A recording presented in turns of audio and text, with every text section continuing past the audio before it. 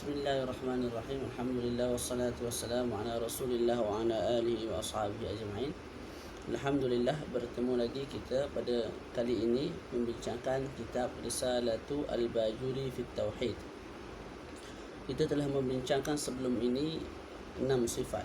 Yang pertama ialah sifat nafsiyah, iaitu sifat al-wujud, yang mana kita sebut sifat al-wujud tidak lebih menunjukkan ke atas nafsu zat, menunjukkan ke atas zat Allah Ta'ala itu sendiri, dan tidak menunjukkan ke atas makna yang selain daripada zat. Yang kedua, sifat salbiyah. Sifat salbiyah ada 5. Yang pertama, qidam, baqa, mukhalafatu lil hawadith, qiyamuhu bin nafs, wahdaniyah. Ada 5. Dinamakan sifat salbiyah sebab katanya ada nafi. Sebab pada maknanya ada nafi. Contohnya sifat qidam. Qidam maknanya sedia kala. Tapi disebabkan dia termasuk bawah sifat salbiyah, kita terjemahkan dengan tidak ada permulaan bagi wujudnya. Contoh lain ialah sifat al-baqa. Juga termasuk bawah sifat salbiyah. Sebab tu maknanya kita bagi tahu kekal, tapi bila mana kita nak terjemahkan, tafsirkan, kita sebut tidak ada pengakhiran bagi wujud Allah Ta'ala. Itu sifat salbiyah, ada 5. Al-wahdaniyah, tunggal. Kita terjemahkan dengan tidak berbilang-bilang. Jadi ada tidak di hadapan. Sifat-sifat salbiyah. Kemudian kita akan masuk pada hari ini sifat-sifat ma'ani. Sifat ma'ani ada 7, sifat ma'nawiyah juga ada 7. Hari ini kita akan bincang sifat al-ma'ani, sebahagian daripadanya. Dan kita akan mulakan dengan sifat al-qudrah sebagaimana tertib dalam matan kitab Risalatu Al-Bajuri fi ilmi tauhid, insya-Allah.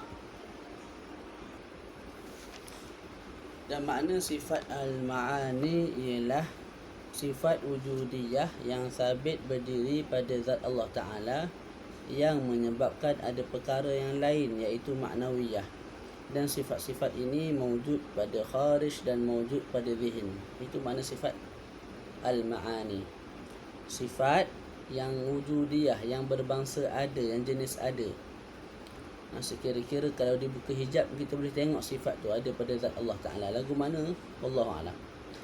Yang sifat itu berdiri pada zat Allah Ta'ala, yang bila mana Allah Ta'ala bersifat dengan sifat ma'ani, maka menyebabkan ada perkara lain wujud, iaitu sifat al-ma'nawiyah. Bila Allah Ta'ala bersifat dengan sifat kuasa, maka kita akan katakan Allah Ta'ala itu keadaannya berkuasa. Bila Allah Ta'ala itu bersifat dengan sifat iradah, berkehendak, maka Allah Ta'ala akan bersifat dengan sifat ma'nawiyah, iaitu keadaan Allah Ta'ala itu berkehendak. Okey. Dan sifat-sifat ma'ani ini mawjud, ada fil kharij ni dalam alam nyata, dan juga mawjud fil zihin, iaitu dalam akal kita. Mawjud fil kharij tu menurut sebahagiannya mengatakan kalau dibuka hijab di akhirat kelak, kita boleh tengok sifat itu ada pada zat. Begitu. Sebab di akhirat kita boleh tengok Allah Ta'ala, ru'yatullah. Semua ru'yatullah itu yang dibahaskan dalam akidah Ahlussunnah wal Jamaah. Sebagaimana saya belajar dengan Habib Ali Bakir, katanya ru'yatullah bukanlah makna kita boleh tengok Allah dengan mata kita. Bukan kita boleh tengok Allah Ta'ala dengan mata kita, tapi Allah Ta'ala itu tidak bertempat, tidak berjisim, tidak berarah, tidak. Bukan.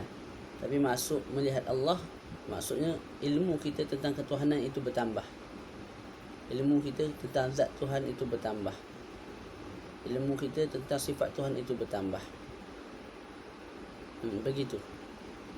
Bukan makna kita boleh tengok zat Allah Ta'ala seperti manusia. Tidak. Wallahu'alam. Tapi bila kita terjemahkan ru'yatullah, melihat Allah dengan makna ilmu kita tentang Allah itu bertambah, itu lebih sesuai lah. Sebab tidak menyebabkan muskilah-muskilah yang akhir sekali menyebabkan kita samakan Allah dengan makhluk. Okey. Itu makna sifat al-ma'ani. Jadi 7 sifat ma'ani Itulah maknanya. Okey, maknanya apa tadi? Sifat wujudiyah yang sabit berdiri pada zat Allah Ta'ala, yang menyebabkan ada perkara yang lain iaitu maknawiyah. Dan sifat-sifat ini mawjud pada kharij dan mawjud pada zihin. Okey, kita baca kitab kita ni. Dia sebut apa? Wa yajibu fi haqqihi ta'ala al-qudrah wa hiya sifatun wujudiyatun. Itu dalam syarah. Qadimatun qa'imatun bidhatihi ta'ala yujidu biha wa yu'dim. Wa ضدها العجز. الدليل على ذلك أنه لو كان عاجزا لم يوجد شيء من هذه المخلوقات. Jadi sifat yang pertama daripada sifat ma'ani ialah sifat qudrah. Wajib bagi Allah Ta'ala sifat qudrah, bersifat dengan sifat qudrah, sifat berkuasa. Apa sifat qudrah? Satu sifat yang wujudiyah, yang sabit, yang ada, yang qadimatun, ada. Sifat ini sejak azali. Bukan baru ada, bukan zat dulu ada kemudian baru sifat ada, tak. Zat dan sifat ada bersekali dan kedua-duanya ada tanpa permulaan, Qa'imatun, zat itu qa'imatun, berdiri pada zat Allah Ta'ala. Dengan sifat itu Allah Ta'ala yujidu, mengadakan sesuatu, wa yu'limu, dan mematikan, mentiadakan sesuatu. Okey, jadi kerja bagi sifat al-qudrah ialah at-ta'thir, memberi kesan. Memberi kesan maknanya mentiadakan ataupun mengadakan perkara yang mungkin. Perkara yang mungkin yang seperti kita manusia, perkara yang harus ada, harus tiada. Peratusan untuk ada 50%, peratusan untuk tidak ada 50%. Allah Ta'ala boleh menjadikan kita perkara yang 50% itu dijadikan ada 100%, ataupun kekal mentiadakan kita. Itu. Ataupun yang ada ditiadakan. Itu melalui sifat al-qudrah. Allah Ta'ala berintervensi. Bahasa Inggerisnya lagu tu lah, bahasa Inggerisnya. Memberi kesan pada perkara-perkara yang mungkin melalui sifat qudrah. Itu. Ala wafqil iradah. Allah Ta'ala mengadakan dan tidak mengadakan itu berbetulan dengan sifat iradah, kehendak. Dengan mana Allah sejak azali berkehendak untuk menjadikan saya pada tarikh sekian di tempat sekian. Tak. Bila iradah Allah Ta'ala begitu, tak, maka kudrah pun menjadikan sebegitu juga. Dia tidak boleh Allah Ta'ala kehendak lain, kudrah menjadikan perkara yang sebaliknya, tidak boleh. Jadi iradah Allah Ta'ala, kehendak Allah Ta'ala nak jadikan saya pada waktu sekian, saya pergi Mesir pada waktu sekian, balik daripada Mesir pada waktu sekian, mengajar kitab ni pada waktu sekian. Kudrah mewujudkan saya daripada tidak ada menjadi ada. Tak. Itu pada waktu yang telah dikehendaki oleh Allah telah sejak azali lagi. Jadi kerja bagi qudrah, ta'alluq bagi qudrah ialah ta'alluq at-ta'thir. Ta'alluq at-ta'thir, memberi bekas, memberi kesan. Itu boleh sama ada mengadakan ataupun tidak mengadakan.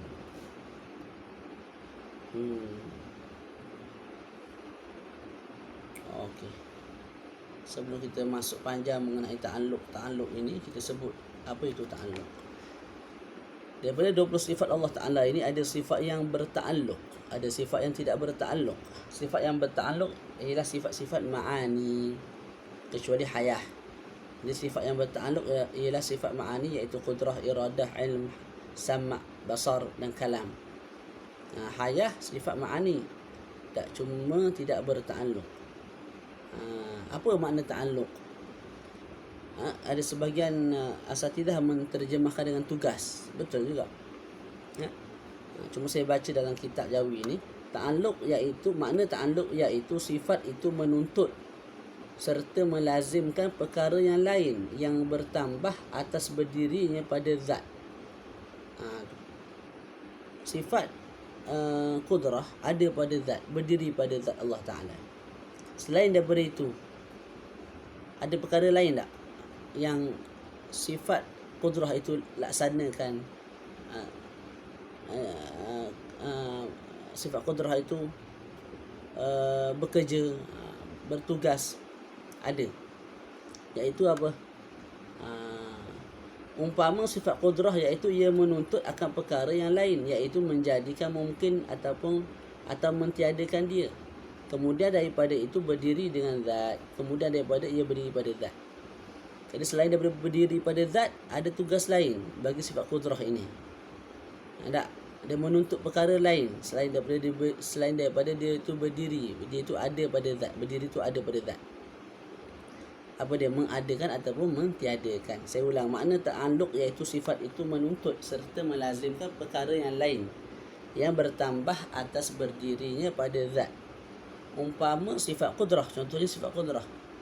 Sifat qudrah itu ia menuntut akan perkara yang lain, iaitu menjadikan mungkin atau mengadamkan dia, mentiadakan mungkin. Itu makna ta'alluq. Ada sifat yang ada ta'alluq, ada berapa tadi kita sebut 6 sifat ma'ani, 6 daripada sifat ma'ani. Sifat hayah tidak berta'alluq. Okey. Kemudian dibincangkan ta'alluq qudrah ada berapa? Ada yang sebut 8, ada yang sebut 7. Saya tak nak baca banyak, kita baca pendapat secara ijmal. Dengan sebut 8 tu secara tafsil, secara terperinci. Kita baca ta'alluq qudrah secara secara Allahumma shalli ala sayyidina Muhammad, secara ringkas, secara ijmali. Maka bahagian ta'alluq qudrah dengan jalan ijmal di sisi Abu Mansur Al-Maturidi 2 ta'alluq. Tu. Ta'alluq qudrah secara ijmal, secara ringkas di sisi Imam Abu Mansur ada 2. Pertama, ta'alluq saluhi qadim, iaitu patut pada azali Tuhan mengadakan mungkin atau mentiadakan dia. Maka di dalam bahagian ini mungkin itu belum diadakan, hanya kepatutan baginya jua pada mengadakan ataupun mentiadakan. Jadi ta'alluq yang pertama bagi qudrah ialah ta'alluq saluhi qadim. Apa saluhi? Patut. Sejak azali lagi patut Allah Ta'ala untuk mentiadakan kita ataupun mengadakan kita, patut. Mengadakan Zaid ataupun mentiadakan Zaid, patut. Mana ketika patutlah pada azali, maknanya ada kemampuan sejak azali lagi. Allah Ta'ala nak mengadakan ataupun tidak mengadakan. Tu. Maksudnya tak? Patut pada azali Tuhan mengadakan mungkin atau mentiadakan. Bahasa bersolah ya Tuhan. Bila disebut dalam kitab patut.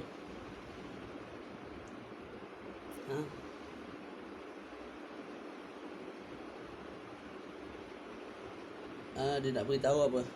Nak beritahu Allah Ta'ala itu berkuasa mengadakan dan juga mentiadakan.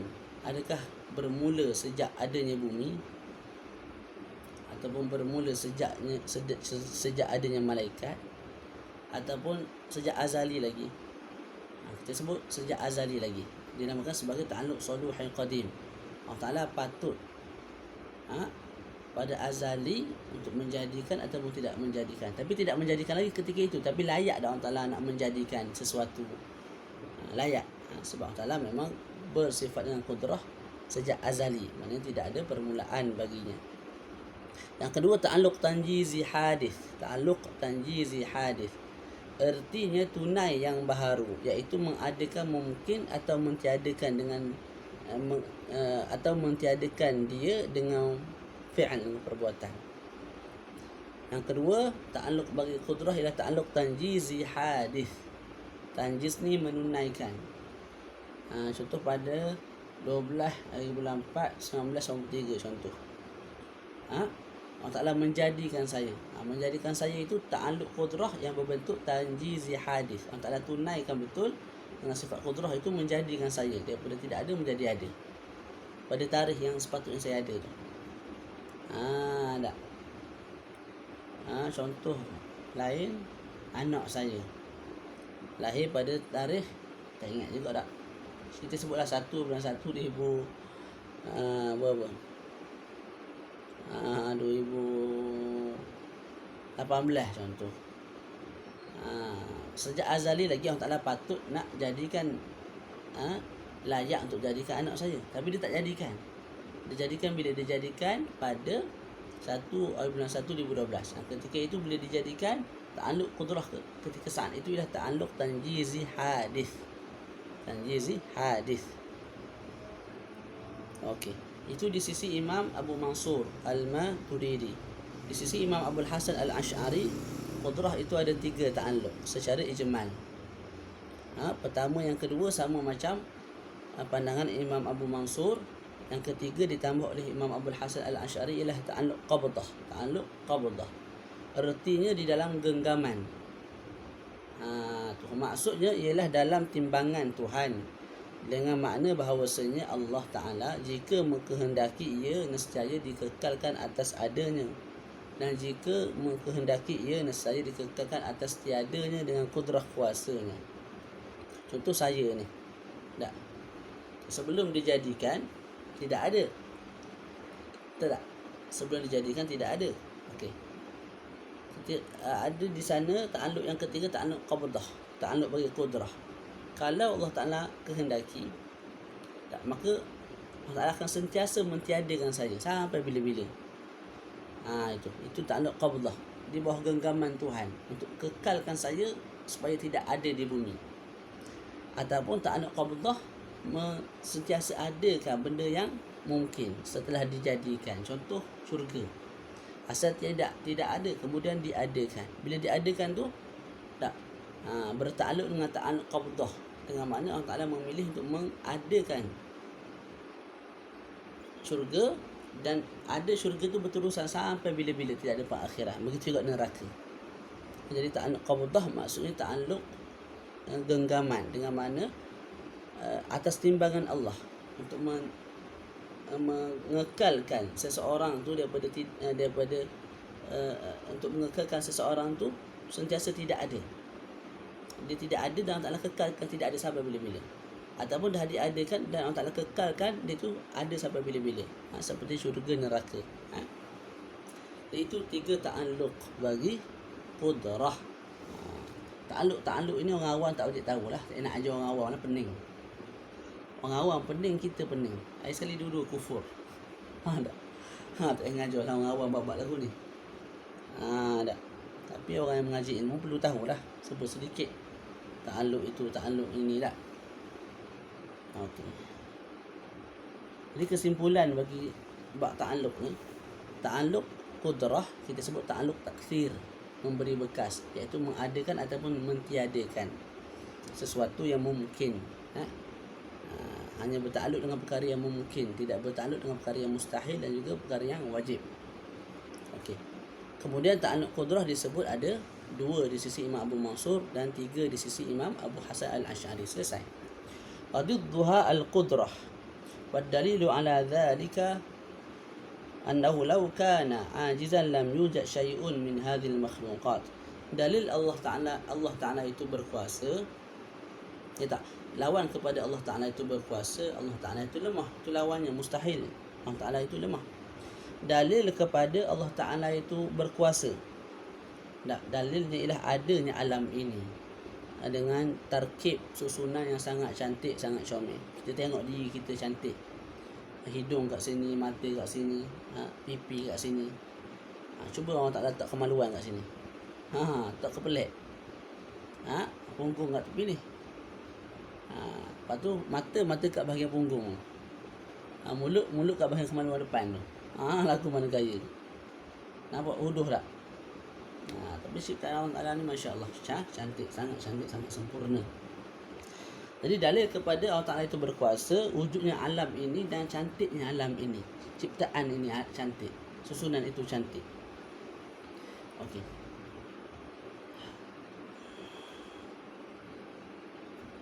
Annahu law intafat anhu al-qudrah. Okey, kalau kita sebut Allah Ta'ala itu tidak berkuasa, maka Allah Ta'ala itu lemah. Okey, kalau Allah Ta'ala itu lemah, maka tidak adalah alam ini. Dan tidak ada alam ini itu mustahil. Tak. Sebab apa mustahil? Sebab alam ini kita boleh tengok dengan mata kepala. Jadi terbatallah tidak ada alam ini. Sebab kita boleh tengok bila terbatalnya tidak ada alam ini, maka sabitlah ada alam ini. Bila sabit Allah alam ini ada, maka sabitlah Allah Ta'ala berkuasa untuk menciptakan alam ini. Begitu tak? Tu. Boleh baca dah tu dalam kitab tu. Okay. Boleh Kemudian wajibu fi haqqi ta'ala al-iradah. Wajib juga bagi hak Allah Ta'ala al-iradah. Ini sifat kedua bagi sifat ma'ani, al-iradah. Allah Ta'ala itu berkehendak. Al-iradah dengan al-masyiah benda yang sama, perkara yang sama. Apa dia? Wahya sifatun, satu sifat. Dia bukan zat, dia sifat. Mawjudatun, yang jenis ada. Jika dia buka hijab, kita boleh tengok ada pada zat. Qadimatun, yang ada itu sejak azali lagi. Tidak ada permulaan bagi adanya sifat seperti mana zat. Qa'imatun bi dzatihi ta'ala, yang ada pada zat Allah Ta'ala, berdiri pada zat Allah Ta'ala. Yukhassisu bihal mumkin, kerja ta'alluq, perkara yang sama lah tu. Kerja bagi sifat iradah ialah mentakhsiskan perkara yang mungkin. Bil wujud atau bil adam, itu yang pertama. Saya ni mungkin, iaitu boleh jadi ada, boleh jadi tak ada. Jadi Allah Ta'ala mentakhsiskan, memilih untuk mengadakan saya. Itu. Ataupun mentakhsiskan sifat. Allah Ta'ala pilih saya untuk hitam atau putih. Hitam contoh, kelabu, ikutlah. Au bil ghina au bil faqr, Allah Ta'ala memilih untuk saya jadi kaya, bukan miskin. Au bil ilm au bil jahl, Allah Ta'ala pilih untuk menjadi orang yang berilmu, insya-Allah, bukan jahil. Ila ghairi dhalik, seperti miqdar, Allah Ta'ala pilih, takhsiskan. Nak jadikan kawan ni pendek ke rendah, pendek ke panjang, Allah Ta'ala pilih untuk jadikan saya pendek, rendah. Masa nak jadikan saya zaman bila, zaman Nabi Muhammad ke, zaman Pok Najib ke, zaman Muhyiddin Yassin ke, ataupun zaman Mahathir dulu, ataupun zaman Nabi Isa, Nabi Ibrahim. Tidak, Allah Ta'ala pilih saya zaman dibangkitkan pada zaman umat Nabi Muhammad. Dibangkitkan ketika mana dilahirkan ketika mana PM kita yang sebelum ini, Tun Mahathir. Saya sempat dengan dia sampai sekarang lah. Di zaman dia pun saya sempat, zaman Muhyiddin Yassin pun sempat, zaman Najib pun sempat belaka. Moga Allah pelihara belaka dah tu, ampunkan dosa-dosa mereka. Okey. Begitu juga tempat. Tempat boleh jadi saya dilahirkan di Mekah, boleh jadi dilahirkan di Madinah, tapi Allah Ta'ala pilih untuk saya dilahirkan di Kelantan. Sekarang ni Allah Ta'ala pilih saya untuk duduk di Kuantan, bukan di Jengka. Sebelum ni di Jengka. Itu semua itu bawah iradah Allah Ta'ala lah tu. Allah Ta'ala yang memilih. Begitu juga jihad. Kita ni berada di masyrik ke, di timur ke, di barat, di timur. Itu. Jadi dengan sifat al-iradah ini Allah Ta'ala mentakhsiskan, menentukan, memilih lah sebahagian daripada perkara-perkara yang harus. Perkara yang harus tu sama ada ataupun tidak ada, Allah Ta'ala pilih ada.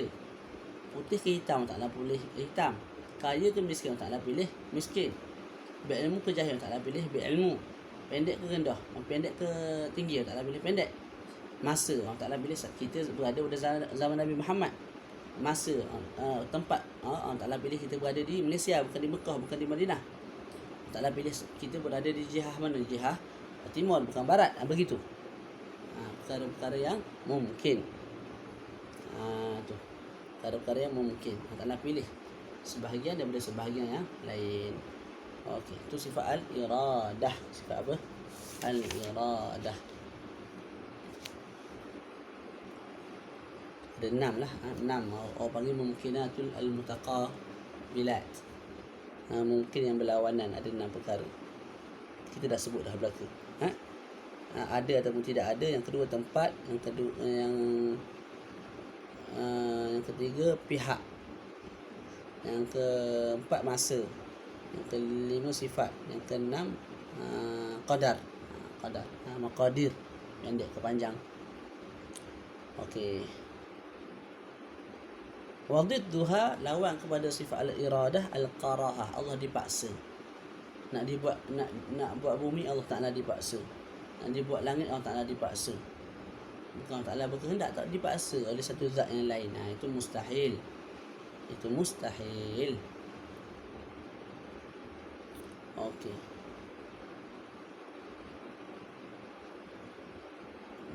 Mana? Baca dalam kitab ni. Wa'lam anna al-iradah inda ahli sunnah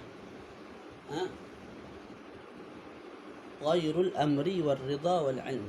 Ketahuilah, al-iradah, kehendak, itu di sisi ahli sunnah wal jamaah bukanlah maknanya sama dengan perintah, dan redha dan juga ilm. Ini 4 perkara. Kehendak, perintah, redha dan ilmu, tahu. 4 perkara. Di sisi ahli sunnah wal jamaah, al-iradah iaitu kehendak bukanlah perintah, bukanlah redha, bukanlah al-ilm, tahunya Allah. Okey. Faqad yuridu wa ya'muru wa yarda. Boleh jadi Allah Ta'ala berkehendak sesuatu itu berlaku, dan Allah Ta'ala memang suruh perkara itu, dan memang Allah Ta'ala redha perkara itu, dan memang Allah Ta'ala tahulah, itu makruf. Okay. Contohnya iman, man alimallahu imanahu mislu Abi Bakar. Contohnya iman Abi Bakar. Iman Abi Bakar. Allah Ta'ala berkehendak Sayyidina Abu Bakar beriman. Dalam masa sama memang Allah Ta'ala suruh umat ni beriman. Umat ni beriman, Allah Ta'ala suruh. Termasuklah bawah umat tu, bawah hamba tu Abu Bakar. Dan Allah Ta'ala redha akan keimanan itu. Dan Allah Ta'ala tahu yang Sayyidina Abu Bakar akan beriman. Itu. Dari 4 perkara terhimpun pada satu benda, iaitu iman Abu Bakar. Ini dinamakan sebagai wajib li ghairih. Wajib li ghairih. Iman Abu Bakar itu dipanggil wajib li ghairih. Kita ada wajib li dzatih, kita ada wajib li ghairih. Wajib li dzatih contohnya Allah Ta'ala, sifat Allah Ta'ala mesti ada, tak boleh terima tak ada. Wajib li ghairih, dia tu kalau kita pandang pada sudut dia sahaja, tanpa kita pandang pada sudut-sudut yang lain, tanpa kita pandang pada sudut ta'alluqnya benda tu dengan iradah, dengan ilmu Allah Ta'ala, maka dia tu harus. Boleh jadi ada, boleh jadi tak ada. Contohnya Abu Bakar, boleh jadi beriman, boleh jadi tidak beriman. Ada perkara yang harus, iman Abu Bakar ataupun kufurnya Abu Bakar, perkara yang harus. Tapi dah jadi wajib li ghairih. Wajib Sayyidina Abu Bakar beriman. Sebab apa? Sebab berta'alluq dengan ilmu Allah Ta'ala. Allah Ta'ala tahu sejak azali Sayyidina Abu Bakar akan beriman, dan Allah Ta'ala berkehendak sejak azali lagi Abu Bakar akan beriman. Jadi bila ilmu Allah Ta'ala dan juga kehendak Allah Ta'ala nak berta'alluq dengan Abu Bakar, iaitu dengan iman Abu Bakar, maka iman Abu Bakar tu pasti jadi, pasti berlaku. Tadi mustahil tidak berlaku. Jadi bila wajib berlaku, kita panggil wajib lah. Ma la yutasawwar fi aqli adamu, tidak tergambar di dalam akal, tidak adanya. Tu wajib. Jadi wajib Abu Bakar itu beriman. Tapi adakah wajib li dzatihi? Tak, wajib li ghairihi. Kalau kita pandang pada Abu Bakar itu sendiri, dia itu perkara yang mungkin. Kita pandang pada keimanan dia, itu juga perkara yang mungkin. Harus beriman, harus tidak beriman. Harus ada, harus tidak ada, zat itu sendiri. Tapi bila kita pandang pada ta'alluq ilmu Allah Ta'ala, ta'alluq iradah Allah Ta'ala, untuk mewujudkan Abu Bakar dalam keadaan beriman, maka ketika itu jadilah wajib li ghairih. Dan mustahil li ghairihi pula Sayyidina Abu Bakar jadi kufur ataupun tidak ada zatnya. Tak. Itu sebab dia bertentangan dengan ilmu dan juga iradah Allah Ta'ala yang qadiman. Itu satu. Allah Ta'ala berkehendak, Allah Ta'ala suruh, Allah Ta'ala redha dan Allah Ta'ala tahu. Yang kedua, la yurid wa la ya'mur wa la yarda. Dalam 4 bahagian yang saya nak sebut ni, semua Allah Ta'ala tahulah. Itu dah jelas. Jadi bahagian kedua kita sebut Allah Ta'ala tidak berkehendak, tidak menyuruh dan juga tidak redha. Contohnya kekufuran bagi Sayyidina Abu Bakar, kekufuran bagi Sayyidina Abu Bakar. Allah Ta'ala nak tak Sayyidina Abu Bakar jadi kafir? Tidak. Allah Ta'ala tidak berkehendak sebegitu, sebab tu tak jadi. Sebab itu jadi sebaliknya, iaitu Sayyidina Abu Bakar beriman. Jadi Allah Ta'ala tidak mahu, tidak berkehendak Sayyidina Abu Bakar jadi kafir, kufur. Juga Allah Ta'ala tidak menyuruh hambanya kufur, termasuk bahawa hamba itu Abu Bakar. Dan juga Allah Ta'ala tidak redha akan kekufuran. Jadi ini 3 perkara berhimpun: tidak berkehendak, tidak menyuruh, dan juga tidak redha, seperti kekufuran Abu Bakar radhiyallahu ta'ala. Okey. Yang seterusnya, yang ketiga, dia ada 4 bahagian. Yang ketiga, waqad yuridu wala ya'mur wala yarda. Boleh jadi satu perkara itu Allah Ta'ala berkehendak, tapi la ya'mur, tapi Allah Ta'ala tidak suruh, wala yarda, dan juga Allah Ta'ala tidak redha. Contohnya kufur. Kufur orang-orang yang Allah Ta'ala tahu mereka itu akan kufur, seperti Fir'aun. Allah Ta'ala tahu mereka akan kufur. Haman, Qarun, Allah Ta'ala tahu mereka akan kufur. Maksiat-maksiat yang berlaku di dunia ni, tak? Itu semua tu kekufuran Fir'aun contohnya. Allah Ta'ala memang tak dia Fir'aun tu jadi kafir. Allah Ta'ala suruh tak Fir'aun jadi kafir? Tak. Allah Ta'ala suruh beriman. Allah Ta'ala redha tak akan kekufuran? Tidak. Tapi Allah Ta'ala nak dia jadi kafir. Allah Ta'ala redha akan kekufuran? Tidak. Allah Ta'ala suruh jadi kufur? Tidak. Jadi ini Allah Ta'ala nak sahaja Sayyidina Fir'aun tu jadi kafir. Tapi Allah Ta'ala tak suruh menjadi kafir. Allah Ta'ala tidak redha Fir'aun menjadi kafir. Okey. Juga maksiat, begitu juga maksiat. Berzina, Allah Ta'ala nak orang tu berzina dengan orang ni, tapi Allah Ta'ala tak suruh, dan Allah Ta'ala tak redha benda tu, sebab itu maksiat. Tak. Itu yang ketiga. Yang keempat, waqad ya'muru wala yurid ka imani man alima Allahu annahu la yu'min ka imani mimman dzukir. Boleh jadi Allah Ta'ala suruh, tapi Allah Ta'ala tidak berkehendak. Contoh iman mereka-mereka yang Allah Ta'ala tahu tidak beriman. Contohnya iman Fir'aun beriman, Allah Ta'ala suruh beriman, tak? Tapi Allah Ta'ala tak mahu mereka beriman, maka kekallah mereka dalam kekufuran. Sebab Allah Ta'ala tak mahu, Allah Ta'ala tidak berkehendak untuk mereka beriman. Tapi Allah Ta'ala suruh tak beriman? Suruh. Tapi Allah Ta'ala juga tidak mahu mereka beriman, maka kekallah mereka dalam kekufuran. Lepas tu kita boleh tanya tak, kenapa Allah Ta'ala pilih si Fir'aun ni kekal kufur? Allah Ta'ala pilih dia kufur walaupun dia tak redha, walaupun dia tak suruh. La yus'alu amma yaf'alu wa hum yus'alun. Allah Ta'ala ini tidak ditanya apa yang dia buat, malah kita yang ditanya. Adalah hikmah yang Allah Ta'ala rahsiakan daripada kita. Sebab apa dia buat sekian. Yang kita minta supaya Allah Ta'ala matikan kita dalam keimanan. Iman yang Allah Ta'ala bagi ni harap-harap Allah Ta'ala tidak cabut lah sampai bila-bila. Sampai bila-bila insyaAllah. Okey. Jadi bahagiannya ada 4. Bahagian yang kita telah sebut tu ada 4. Dan kita tambah juga ar-ridha lazimul lil amri. Bila Allah Ta'ala suruh satu perkara, lazim daripada itu Allah Ta'ala redha dah tu. Allah Ta'ala suruh beriman, Allah Ta'ala redha lah seseorang tu beriman. Allah Ta'ala suruh jangan buat maksiat, taat, maka Allah Ta'ala redha seseorang itu taat dan meninggalkan maksiat. Ta'alluq iradah pula nak bincang. Ta'alluq iradah juga macam ta'alluq qudrah, bertakluk pada perkara-perkara yang mungkin sahaja, tidak bertakluk pada perkara yang mustahil dan juga perkara yang wajib. Ta'alluq iradah, ta'alluq qudrah kita sebut ta'alluq ta'thir.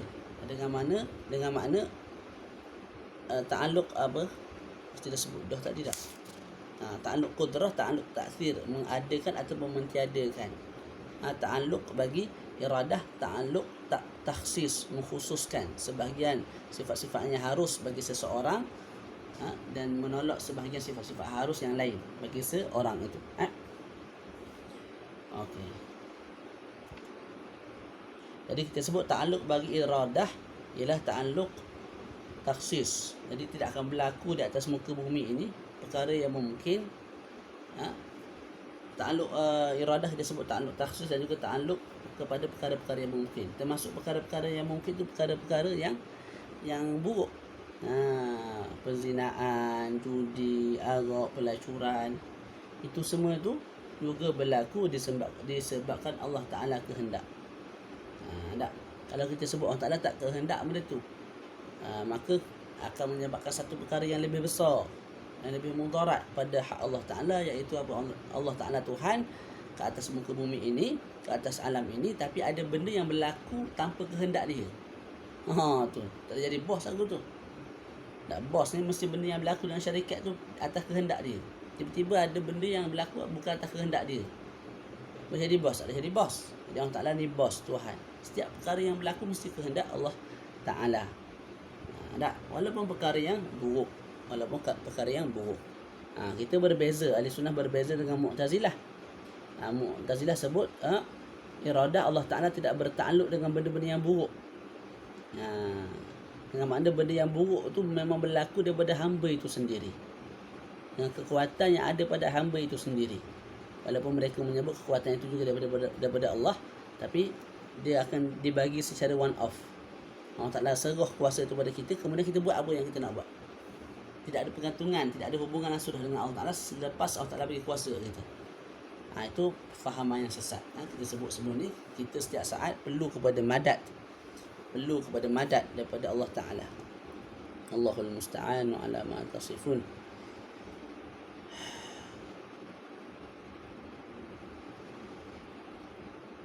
Okey.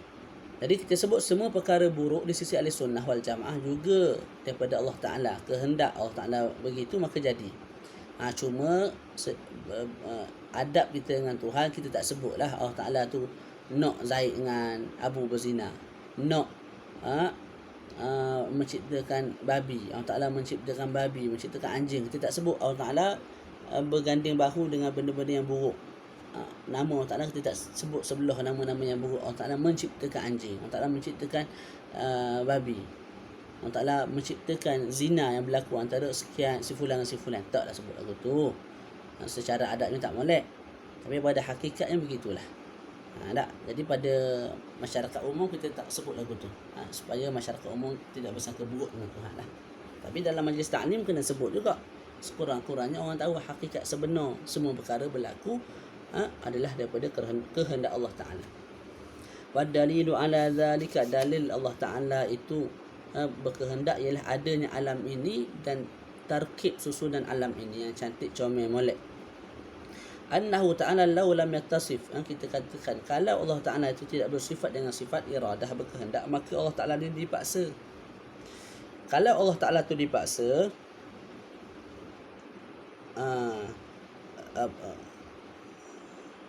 kalau Allah Ta'ala itu dipaksa, maka Allah Ta'ala itu tidak bersifat dengan sifat kudrah.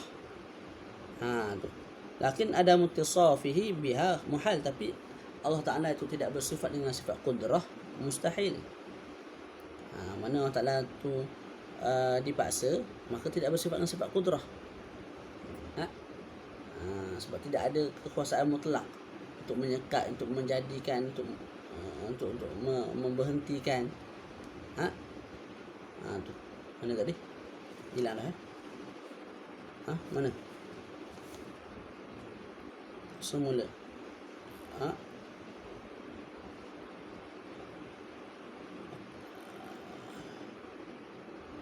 Semula.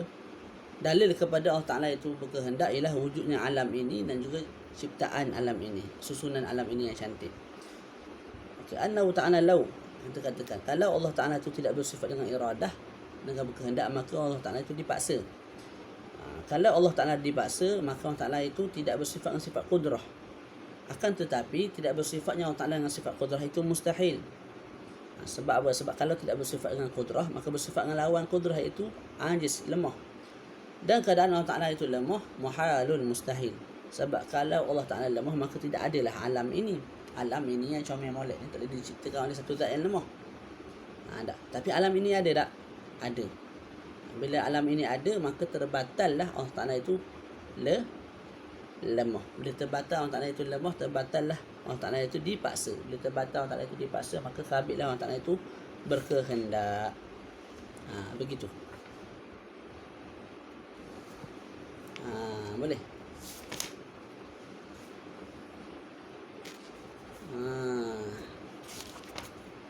Nak baca lagi?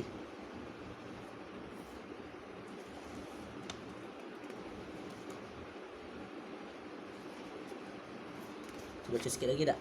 Cukupkan sejam lah. Wa yajibu fi haqqi ta'ala al-'ilm. Wajib juga bagi hak Allah Ta'ala. Ini sifat yang ketiga bagi sifat al-ma'ani, juga sifat yang bertakluk. Wajib bagi hak Allah Ta'ala al-'ilm, sifat berilmu. Wahya sifatun, sifat berilmu itu ialah satu sifat, bukan zat.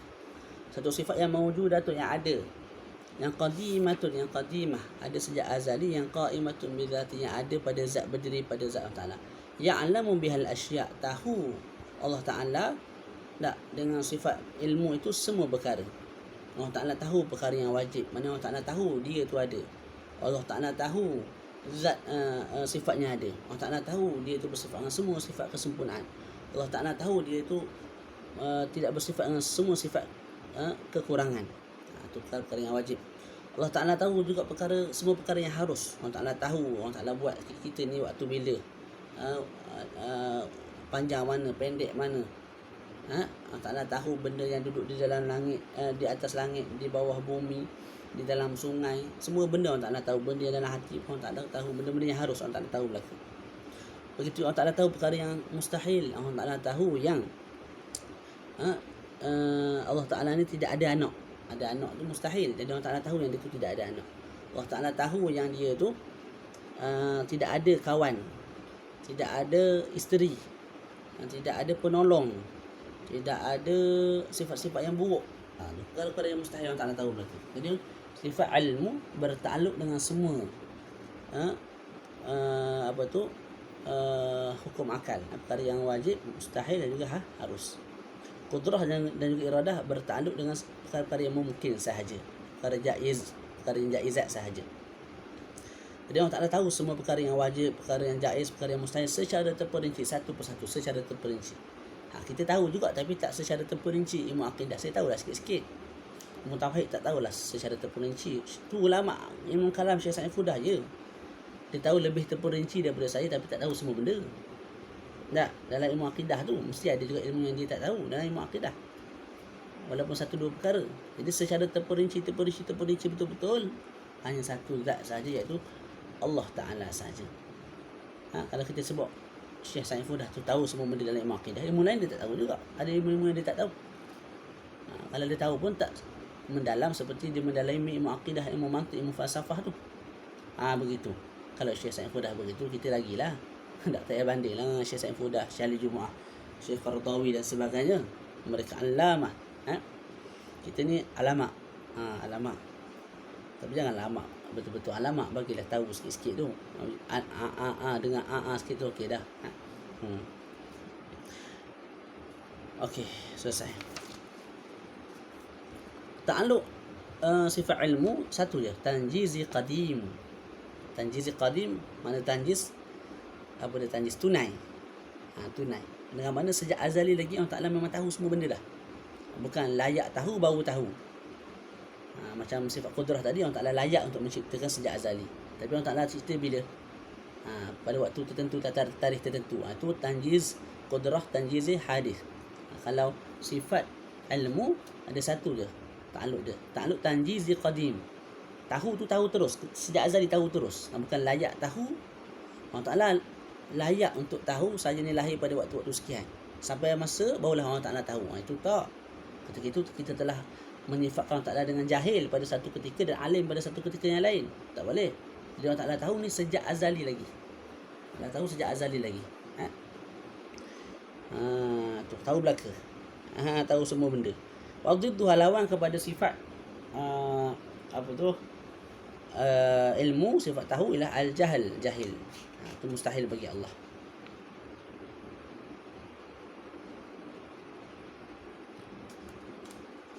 Dalil kepada Allah Ta'ala itu bersifat dengan ilmu ialah adanya alam ini dan juga ciptaan Allah Ta'ala ini comel, molek. Kita katakan annahu ta'ala law lam yatasif bil ilmi la tasafa bil jahl. Allah Ta'ala kalau tidak bersifat dengan ilmu, maka sifat dengan lawannya iaitu bersifat dengan sifat jahil. Kalau Allah Ta'ala jahil, maka tidak bersifat dengan iradah, berkehendak. Sebab seseorang tu tidak berkehendak apa yang dia jahil, apa yang dia tak tahu. Mesti dia tahu dulu perkara sekian-sekian baru dia berkehendak. Tak? Allah Ta'ala tahu yang saya ni akan diciptakan pada waktu sekian dan dia berkehendak untuk jadikan pada saya pada waktu sekian. datang sifat qudrah menjadikan saya betul-betul wujud pada waktu sekian itu. Tu. Okay. Maka kalau Allah Ta'ala itu jahil, tidak bersifatlah Allah Ta'ala dengan sifat kehendak. Kalau Allah Ta'ala tidak berkehendak, maka tidak adalah alam ini, sebab Allah Ta'ala tidak berkehendak untuk jadikan alam. Tak. Dan tidak ada alam ini, itu mustahil. Sebab apa? Kita boleh tengok dengan mata kepala kita, alam ni ada depan mata kita ni. Maka bila kita katakan Allah Ta'ala itu tidak berkehendak, mustahil, maka mustahil jugalah perkara-perkara sebelumnya itu Allah Ta'ala jahil. Bila mustahil Allah Ta'ala jahil, mustahil juga sabitlah bagi Allah Ta'ala sifat al-ilmu. Allah Ta'ala tahu. Begitu.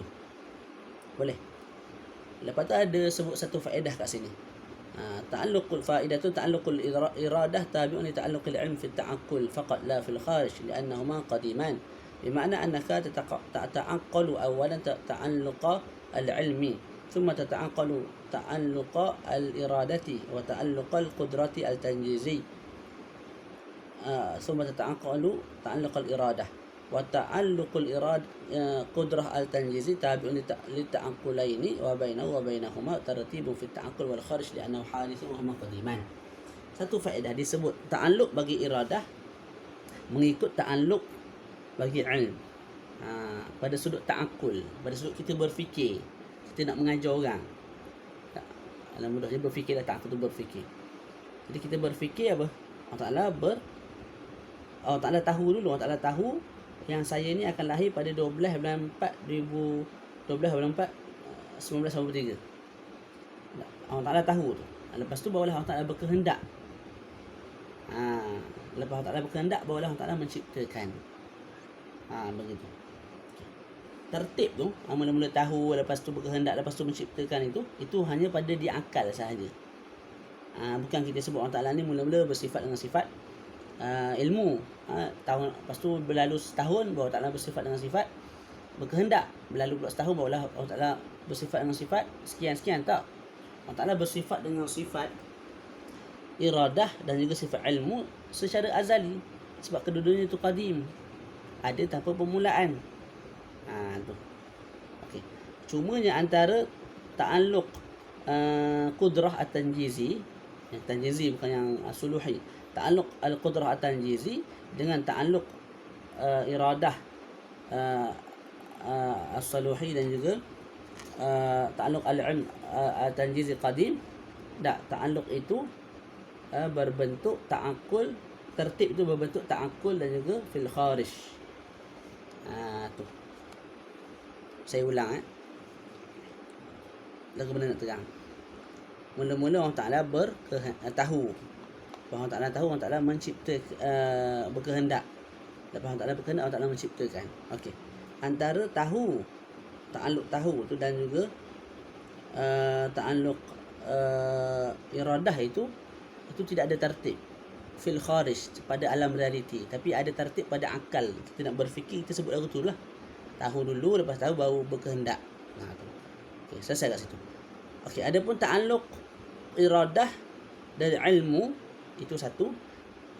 Bila dibandingkan dengan ta'alluq qudrah at-tanjizi, ketika itu memang ada tertib di akal, di ta'aqqul dan juga di alam realiti. Sebab memang Allah Ta'ala tahu dulu. Lepas tu iradah dua tu tidak tertib. Sebab kita sebut ikut tertib tu min babi ta'aqqul lah, min jihati ta'aqqul. Lepas itu dua tu, lepas ta'alluq iradah dengan ta'alluq ilm dan ta'alluq iradah, barulah Ta'ala menciptakan sungguh. Menciptakan sungguh tu memang ta'alluq hadis tu berkait dengan alam realiti lah. Pada waktu 12 bulan 4 1983 baru Ta'ala menciptakan saya. Jadi bila dua ta'alluq itu, ta'alluq iradah dan ta'alluq ilm, bila dibandingkan dengan, bila dinisbahkan, di muqabalahkan dengan ta'alluq al-qudrah at-tanjizi, memang ada tertib pada sudut ta'aqqul dan juga fil kharij. Sebab memang ta'alluq qudrah at-tanjizi berlaku pada waktu sekian. Bukan yang soluhi sejak azali. Tak. Begitu. Okey, jadi kita tutup majlis kita. Ada soalan boleh tanya.